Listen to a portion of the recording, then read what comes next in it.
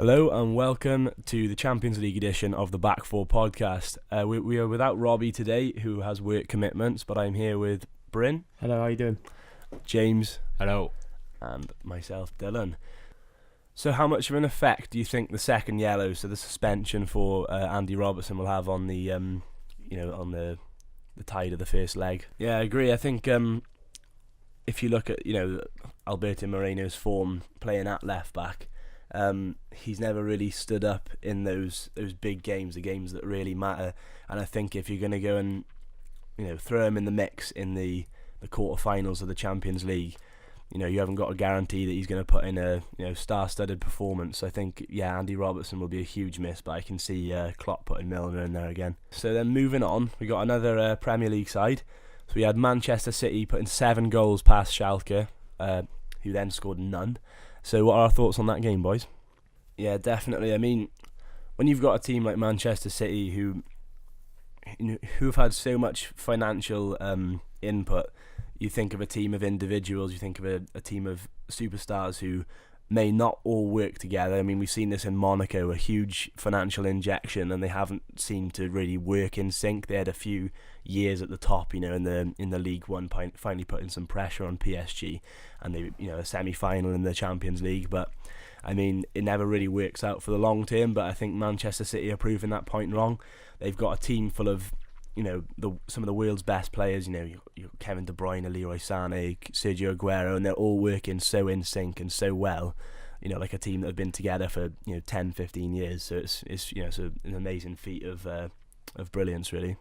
The @ for our Twitter page is @Back4PodC, and if you could give that a follow and potentially give us a message, give us your insight, see if you want anything new in the show. So thank you very much.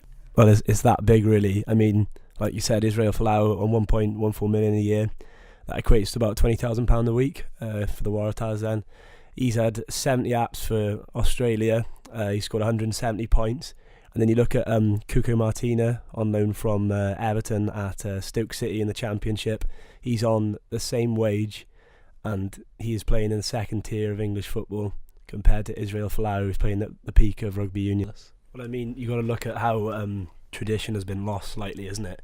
I mean, that's the whole point of this conversation. But I mean, Man United fans will argue that they got Alexis Sanchez on a free, but it's almost like his wage was a compensation for the fee. His wages was a swap, wasn't it? Highest paid player in the Premier League now? Yeah, he is, 500 grand a week. Reported 500 grand a week.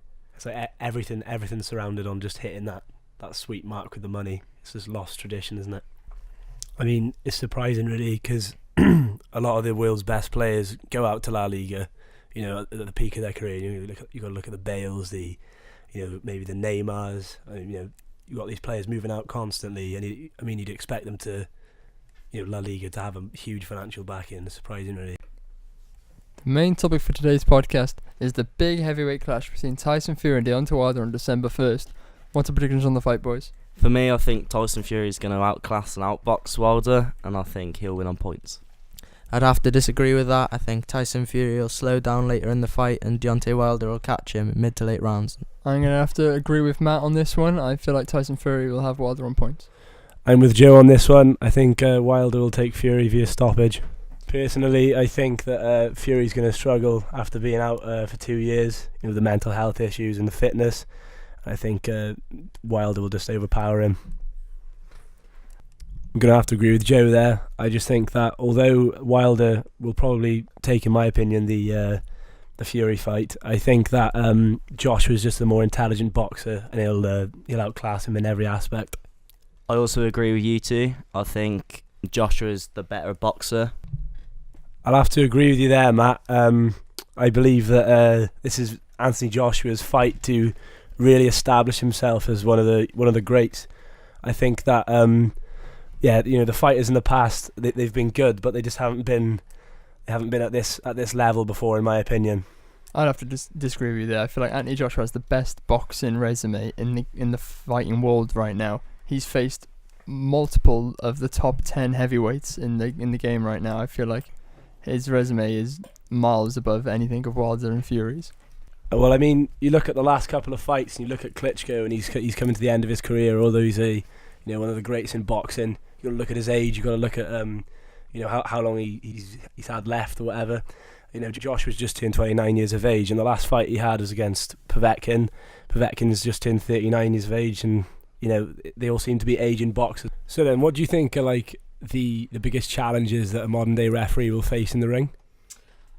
Probably keeping fit, to be perfectly honest with you. I mean, the amount of money that's around in boxing now, you know, it's not a case of, you know, working Monday to Friday and then fighting on the weekends for most of the top guys now. It's, you know, it's their livelihood, it's their business, so they keep them in shape, keep themselves in shape. They're all employing fitness instructors, strength and conditioning coaches, etc., etc. So I've got to find myself in the gym now as well a couple of times a week just to keep up with them, so that I don't let them down with my. So in every aspect, then, can you recall of a fight which you found the most difficult to referee and why? Okay, so the most difficult fight to referee, it's an easy one for me to answer. It happened up in London at an arena called York Hall.